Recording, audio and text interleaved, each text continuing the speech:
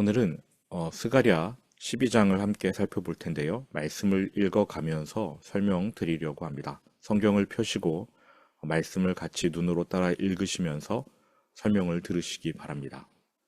스가랴 12장부터 14장은 스가랴의 예언 두 번째 덩어리로 재림하실 예수님과 연관된 말씀입니다. 1절입니다. 이스라엘에 관한 여호와의 경고의 말씀이라. 이스라엘에 경고하시는 하나님의 말씀이라고 시작이 되고 있습니다.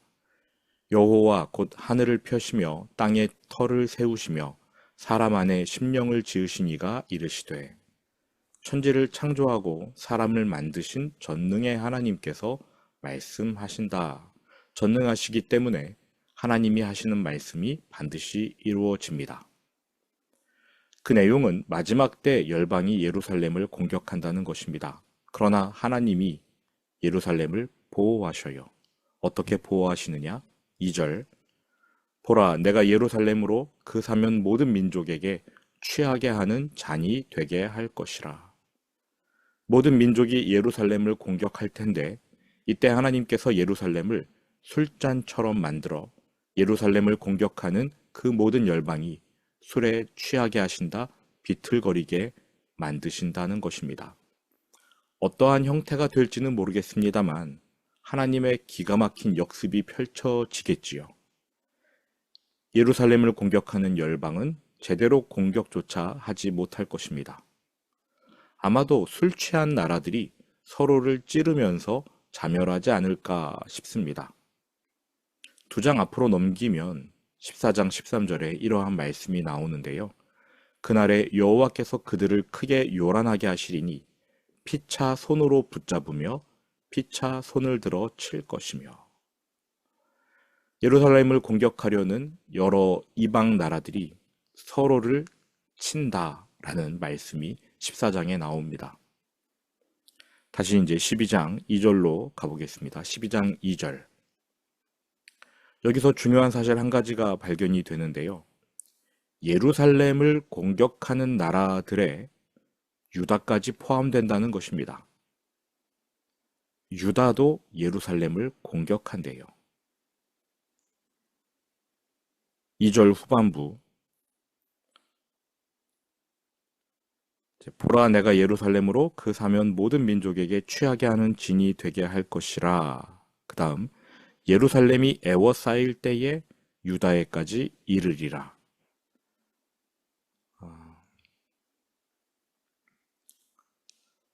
얼핏 예루살렘도 포위되고 유다도 포위된다.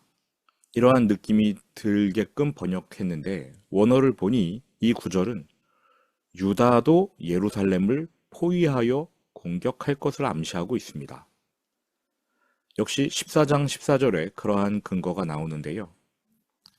유다도 예루살렘에서 싸우리니 이때에 사방에 있는 이방 나라들의 보화 곧 금은과 의복의 심이 많이 모여질 것이라. 이러한 말씀이 14장에 나옵니다.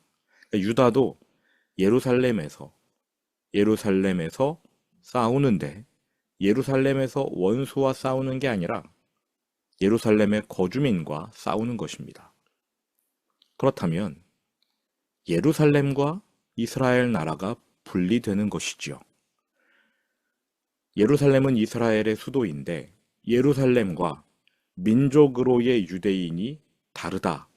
마지막 날에 그렇게 될 것을 예견할 수 있지 않겠습니까? 적어도 12장, 13장, 14장에서만큼은 예루살렘이 이스라엘과 다르다. 이렇게 봐야 할 것입니다.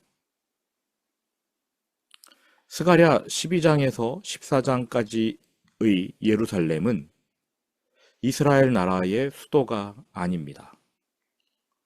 예루살렘은 심지어 이스라엘 나라조차 공격 대상으로 삼는 존재입니다.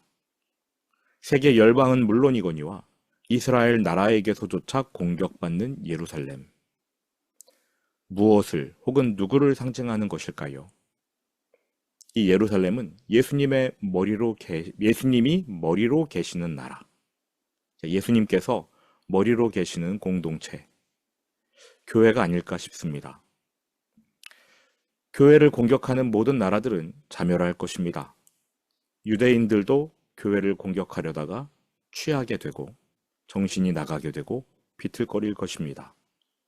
이것은 일찌감치 하나님을 대적하는 유대인들이 벌 받게 될 것을 모세가 예언한 내용 그대로입니다. 신명기 28장 28절에 여호와께서 또 너를 미치는 것과 눈머는 것과 정신병으로 치시리니.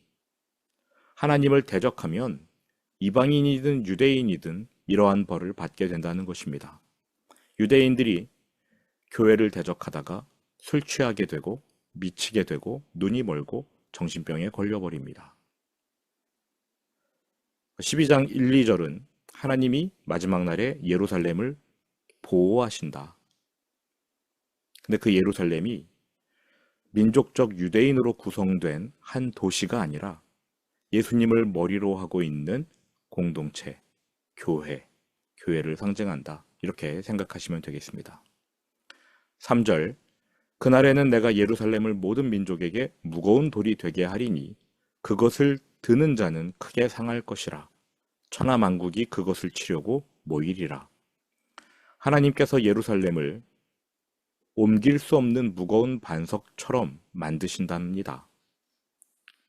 열방은 이 반석을 그 자리에서 옮기려고 해요. 그런데 옮기려다가 다칩니다. 하나님께서 교회를 보호하시는 것이죠. 그러자 천하 만국이 예루살렘을 치려고 모여듭니다. 이스라엘도 예루살렘을 치려고 합니다.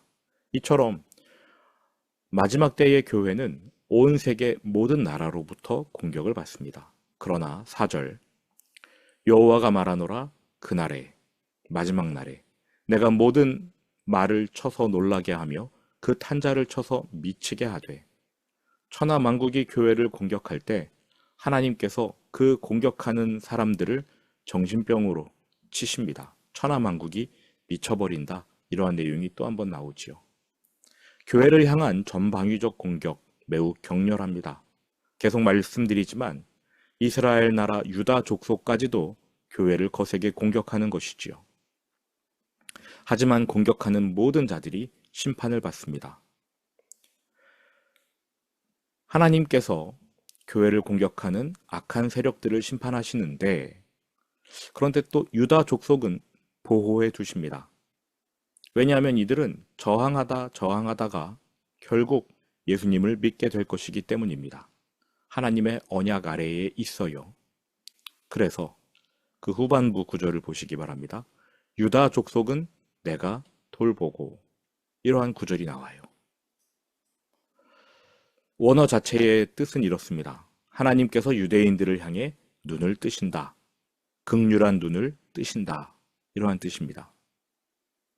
하나님께서 유다 족속은 긍휼하게 여기시고 반면에 나머지 모든 민족의 말을 쳐서 눈이 멀게 하리니.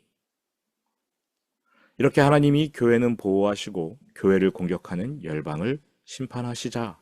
5절, 유다의 우두머리들이 마음속에 이르기를 예루살렘 주민이 그들의 하나님 만군의 여호와로 말미암아 힘을 얻었다 할지라. 하나님께서 예루살렘, 즉 교회를 지키고 보호하실 때에 이것을 바라보는 유대인들이 회심합니다. 전에는 유대인들도 공격을 하는 무리 중에 하나였으나 하나님께서 특별히 예루살렘을 보호하시는 것을 직접 보고는 마음의 죄책감을 느낄 겁니다. 여태까지 내가 하나님의 자녀인 줄 알았는데 예수를 믿는 자들이 하나님의 자녀이구나.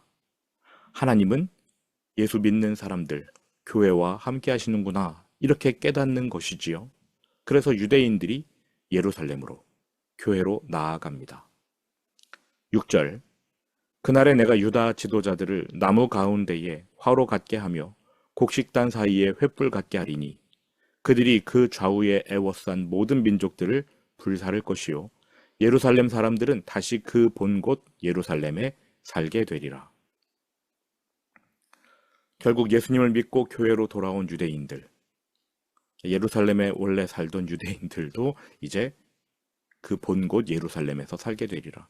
기존 교회의 성도들과 함께 하나님의 섭리 가운데에 심판의 도구가 되어 열국을 불사르는 그러한 공동체가 되는 것입니다.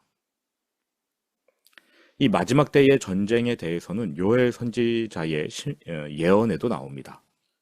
요엘서 3장 1절 2절 제가 읽어드리겠습니다. 그날 그때에 내가 유다와 예루살렘에 사로잡힌 자들을 돌아오게 할 때에 내가 모든 민족을 모아 여호사밧 골짜기로 데리고 내려가서 내 백성 내 기업 이스라엘을 위하여 거기서 그들을 심판하리니 이는 그들이 그들을 여러 나라 가운데에 흩었음이니라. 마지막 때에 예수님을 믿는 교회, 그 교회가 열방을 심판하게 된다라는 것입니다. 처음에는 유대인들이 교회를 배척하다가 나중에는 본인들도 예수님을 믿고 그 예루살렘에 합류하게 된다. 이러한 말씀이 지금 스가랴 12장 초반부에 나오고 있습니다. 7절입니다. 여호와가 먼저 유다 장막을 구원하리니 이는 다윗의 집의 영광과 예루살렘 주민의 영광이 유다보다 더하지 못하게 하려 함이니라. 이 구절은 기본적으로 하나님의 성품을 보여줍니다. 지금까지는 이제 예루살렘이 교회이다. 예루살렘과 유다는 다르다. 이러한 구조로 설명드렸는데 이제 이 점을 좀 잠시 내려두시고 예루살렘은 중앙, 화려한 수도인 반면 유다는 변두리 이러한 구조로 생각하시기 바랍니다.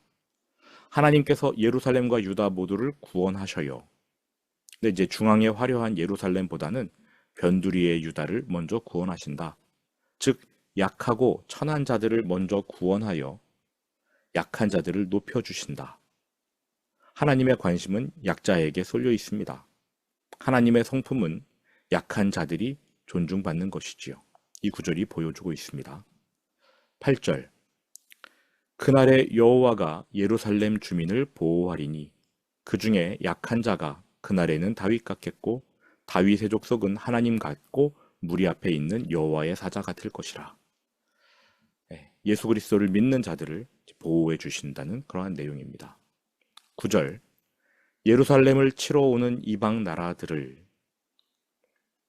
여기서 이방 나라들이 예루살렘을 치러 온 사건 예루살렘의 왕이신 예수님을 치는 사건이지요.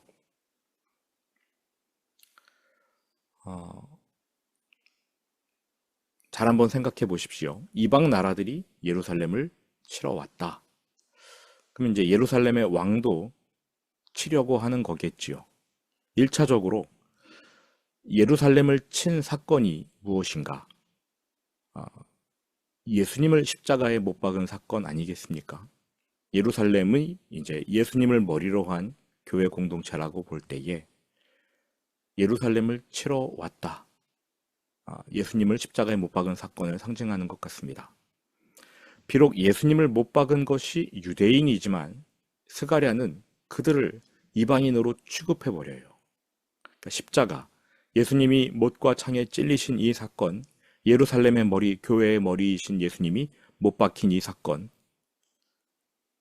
이것은 마치 교회의 대적자들이 승리하는 사건 같지만 오히려 예수님이 승리하신 사건입니다. 왜냐하면 하나님의 백성에게 십자가는 구원이기 때문이지요. 교회를 대적하는 자들, 예수님을 대적하는 자들을 앞으로 멸하실 것입니다. 그날에 내가 멸하기를 힘쓰리라. 마지막 때에는 예수님을 찌른 자들, 그들을 하나님이 멸하실 것이다. 예수님을 대적한 자들을 멸하실 것이다. 10절입니다. 내가 다윗의 집과 예루살렘 주민에게 은총과 간구하는 심령을 부어주리니 그들이 그 찌른 바 그를 바라보고 그를 위하여 애통하기를 독자를 위하여 애통하듯 하며 그를 위하여 통곡하기를 장자를 위하여 통곡하듯 하리로다. 예수님을 공격한 후에는 마음의 찔림을 받습니다. 그래서 애통합니다.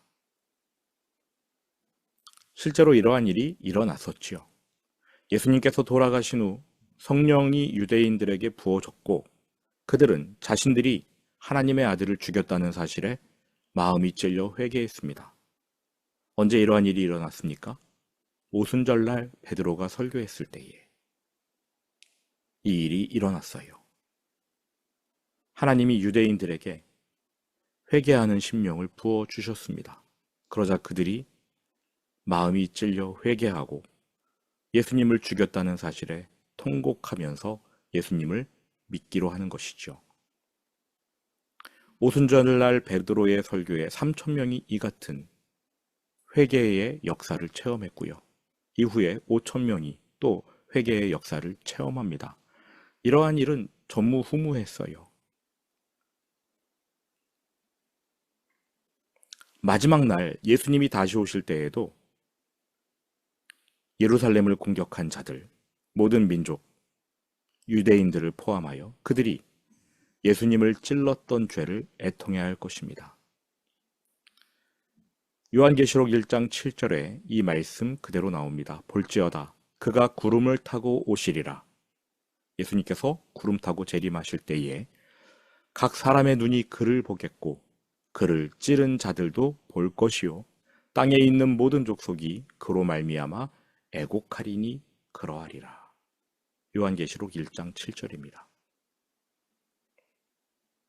마지막 날 예수님을 대적했던 자들이 통곡하면서 애통해하는 그러한 역사가 일어날 것이다. 11절입니다. 그날에 예루살렘에 큰 애통이 있으리니 무깃도 골짜기 하다드림몬에 있던 애통과 같을 것이라. 예수님을 죽인 것에 대한 찔림, 예수님을 거절한 것에 대한 찔림으로 애통할 것입니다. 마지막 날에. 아, 내가 예수님을 왜 안 믿었지? 내가 왜 예수님을 대적했지? 애통해야 합니다. 그런데 그 애통을 어떠한 애통에 비교하는가? 이스라엘의 역사 속 한 사건에 비유합니다.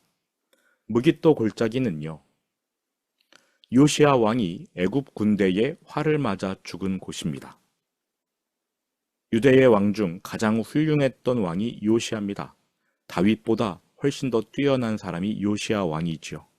그런데 이스라엘의 왕으로서는 처음으로 이방인에게 살해당한 왕입니다. 그 전까지의 왕 중에 살해당한 왕도 있었지만 그들은 대부분 이스라엘 사람들에게 신하에게 잡혀 죽든 반역하는 무리에게 잡혀 죽든 어쨌든 이스라엘 사람들에게 죽임을 당했어요. 그런데 가장 뛰어났던 정말 예수님의 예표라고 볼 수 있는 요시야 왕이 애굽 사람에게 죽임을 당합니다. 그때 온 백성이 다윗의 언약이 끊어졌다라고 생각하면서 엉엉 울었습니다. 정말 크게 애통했습니다. 마지막 날에 예수님이 다시 오실 때에 아, 내가 예수님을 외면했었구나. 내가 예수님을 배척했었구나. 라고 애통하게 될 텐데 그때의 애통이 마치 요시야 왕을 잃어버렸을 때의 애통과 같을 것이다. 이러한 뜻입니다. 요시야 왕이 예표하는 분 예수 그리스도, 그분의 십자가 역시 애통할 사건이지요. 왜 애통해야 합니까? 그분이 하나님이시기 때문에. 하나님을 내 손으로 죽였기 때문이지요. 비록 내가 직접 예수님을 십자가에 못 박은 것은 아니지만 나의 죄, 내가 거부한 죄, 이로 인해 예수님을 십자가에 못 박은 일, 거기에 동참했으므로 나중에 내가 하나님을 못 박았다라는 사실을 깨달으면 애통하게 되는 것입니다. 예수님을 십자가에 못 박은 일로 애통하게 될 사람들, 이들의 범위는 넓습니다. 바꿔 말해 예수님을 십자가에 못 박은 사람들이 각계각층에 포진되어 있다는 뜻이지요. 12절입니다. 온 땅 각 족속이 따로 애통하되 다윗의 족속이 따로 하고 그들의 아내들이 따로 하며 나단의 족속이 따로 하고 그들의 아내들이 따로 하며 레위의 족속이 따로 하고 그들의 아내들이 따로 하며 시므이의 족속이 따로 하고 그들의 아내들이 따로 하며 모든 남은 족속도 각기 따로 하고 그들의 아내들이 따로 하리라. 네, 이렇게 해서 스가랴 12장을 마무리하겠습니다. 굉장히 어려운 내용입니다. 저도 12장 때문에 정말 많이 힘들어 했는데 내용은 간단합니다. 마지막 때 예수님을 머리로 한 교회 공동체, 그 공동체 안에 들어가면 구원을 얻고 그렇지 못하면 대적하는 자가 되는데요. 하나님께서 이 대적자들을 심판하신다. 그리고 뒤늦게나마 깨달아서 교회 공동체 안으로 들어올 그러한 구원받을 백성들은 크게 통곡하게 될 것이다. 이러한 내용입니다. 하나님이 우리를 교회로 부르신 이 사실이 참으로 감사한 일입니다. 오늘 어떠한 어려움이 있더라도 하나님이 나를 보호하신다. 내가 교회 안에 들어와 있다. 내가 예수님을 믿는 공동체 안에 있다. 이 사실이 참으로 큰 위안이 될 것입니다. 어떠한 어려움이 있더라도 하나님이 나를 보호하신다는 이 사실을 믿으면서 담대하게 오늘 하루 승리하시기를 축원드립니다. 들은 말씀 마음에 새기고 주기도문으로 오늘 예배를 마치겠습니다. 하늘에 계신 우리 아버지, 아버지의 이름을 거룩하게 하시며 아버지의 나라가 오게 하시며 아버지의 뜻이 하늘에서와 같이 땅에서도 이루어지게 하소서. 오늘 우리에게 일용할 양식을 주시고 우리가 우리에게 잘못한 사람을 용서하여 준 것 같이 우리 죄를 용서하여 주시고 우리를 시험에 빠지지 않게 하시고 악에서 구하소서. 나라와 권능과 영광이 영원히 아버지의 것입니다. 아멘.